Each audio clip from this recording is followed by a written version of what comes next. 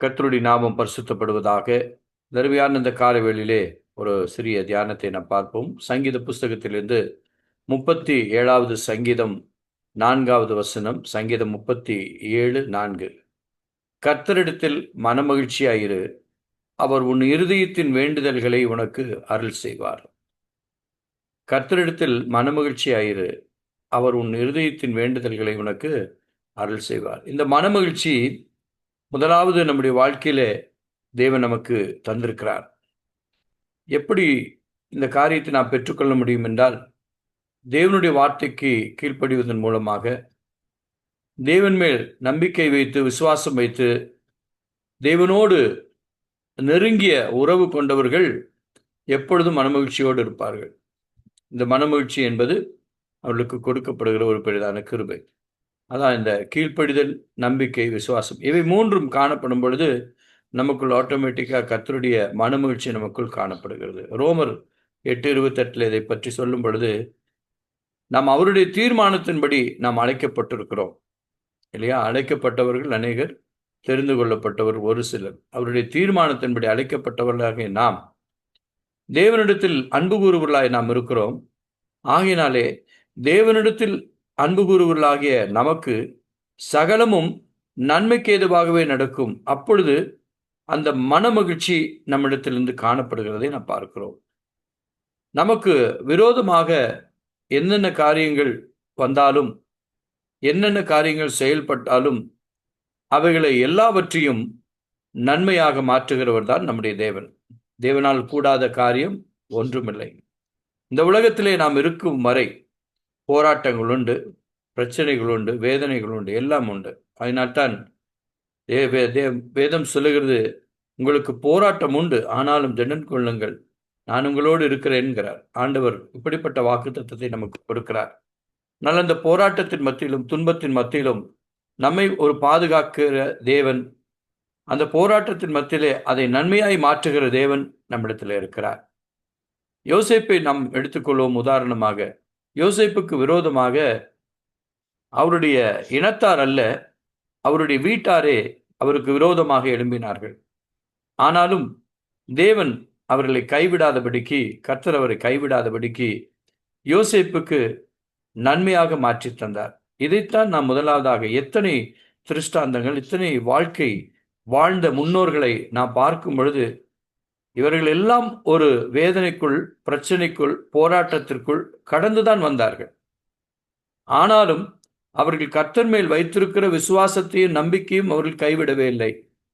கர்த்தர் சொன்ன வாக்குத்தத்தங்களை அவர்கள் எப்பொழுதும் நினைத்து கொண்டு, கர்த்தர் எனக்காக எல்லாவற்றையும் செய்து முடிப்பார் என்கிற ஒரு விசுவாசத்தோடு, நம்பிக்கையோடு காத்திருந்தார்கள், நன்மையை பெற்றுக் கொண்டார்கள். நாமும் அப்படித்தான்.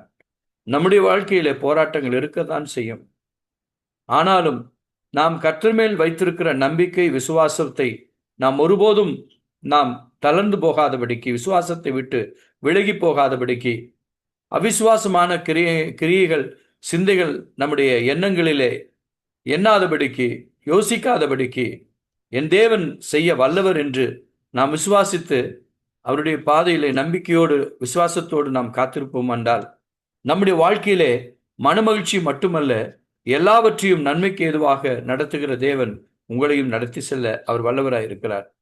பாருங்கள், பவுலும் சீலாவும் சிறைச்சாலையிலே அவர்கள் அடைபட்டு கிடந்து சங்கிலிகளால் கட்டப்பட்ட நிலையிலே அவர்கள் செய்த ஒரே காரியம், அவர்கள் தேவனை துதித்து கொண்டிருந்தார்கள். அப்பொழுது என்ன நடந்தது? சிறைச்சாலை கதவுகள் திறந்தன, சங்கிலிகள் அறுப்பட்டன. ஆனால் அவர்கள் அந்த இடத்திலே துதித்து கொண்டுதான் இருந்தார்கள். அப்பொழுது சிறைச்சாலைக்காரன் வந்து அதை பார்த்து ஆச்சரியப்பட்டு, நான் ரட்சிப்படுவதற்கு என்ன செய்ய வேண்டும் என்று சொன்னார். அப்பொழுது என்ன நடந்தது என்று நாம் வாசிப்போம். ஏனென்றால் அப்போஸ்தலர் 16:34 அப்பொழுது அவர்கள், அந்த வீட்டார் அனைவரும் தேவனுடைய வார்த்தையை அவர் உபதேசித்தார்கள். என்ன நடந்தது? அவர்கள் அந்த வசனத்தை கேட்டு விசுவாசம் உள்ளவர்கள் ஆனார்கள். அவன் குடும்பத்திற்குள்ளே ஒரு மனமகிழ்ச்சி உண்டாயிற்று. என் அன்பு தேவனுடைய பிள்ளையே, நம்முடைய வாழ்க்கையிலும் அப்படித்தான். என்றைக்கு நாம் விசுவாசத்தை விட்டு கொஞ்சம் நாம் விலகி போகிறோமோ, நமக்குள் பிசாசானவன் அந்த மனமகிழ்ச்சி என்கிற காரியத்தை எடுக்க அவன் பார்க்கிறான். நம்முடைய விசுவாசத்தை குலைக்கும்படி போராட்டங்களை கொண்டு வருகிறான். ஆனாலும் போராட்டத்தின் மத்தியிலும் யுத்தத்தின் மத்தியிலும் தேவன் நம்மோடு இருக்கிறார் என்பதை நாம் விசுவாசிக்க வேண்டும். இந்த மாதத்தின் வாக்குத்தத்தத்தினுடைய அடிப்படை கருத்துக்கள் அதுதான். தேவன் தெளிவாக சொன்னார். ஏசாயா தீர்க்கதரிசியின் புஸ்தகத்தில் 51 ஐயா அவர்கள் ஒரு நாள் இந்த பிரசங்கத்தை சொன்னார். கர்த்தரால் மீட்கப்பட்டவர்கள் ஆனந்த களிப்புடன் பாடி சியோனுக்கு வருவார்கள். நித்திய மகிழ்ச்சி அவர்கள் தலையில் மேல் இருக்கும். எப்படிங்க இருக்கும்? நித்திய மகிழ்ச்சி நமக்குள் காணப்பட வேண்டும் என்றால், தேவனுடைய நித்திய மகிழ்ச்சி காணப்பட வேண்டும் என்றால், அதைத்தான் மத்திய சுவிசேஷத்திலே நாம் என்னென்னலாம் செய்ய வேண்டும் என்பதை தெளிவாக சொன்னார்.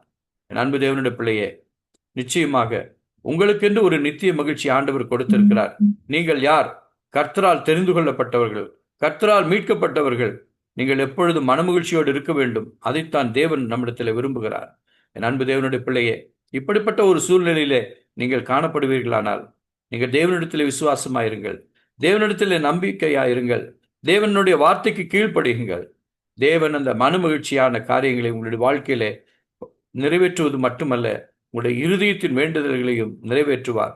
சகலவும் நன்மைக்கு ஏதுவாக மாற்றுவார். தீமைகளை நன்மையாய் மாற்றுகிறவர் நம்முடைய தேவன். நிச்சயமாய் உங்களுடைய வாழ்க்கையில தீமையான காரியங்கள் வரும் பொழுது விசுவாசத்திலே தளர்ந்து போகாதபடிக்கு, நம்பிக்கையிலே தளர்ந்து போகாதபடிக்கு, தேவனுடைய வார்த்தையிலே கீழ்ப்படிந்து தேவனுடைய விசுவாசத்திலும் நம்பிக்கையிலும் உறுதியாய் நிலைத்திருங்கள்.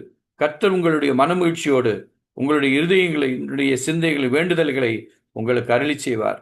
நிச்சயமாக செய்வார். நிச்சயமாகவே முடிவு உண்டு. கர்த்தர் செய்ய வல்லவராயிருக்கிறார். ஆமென். செவி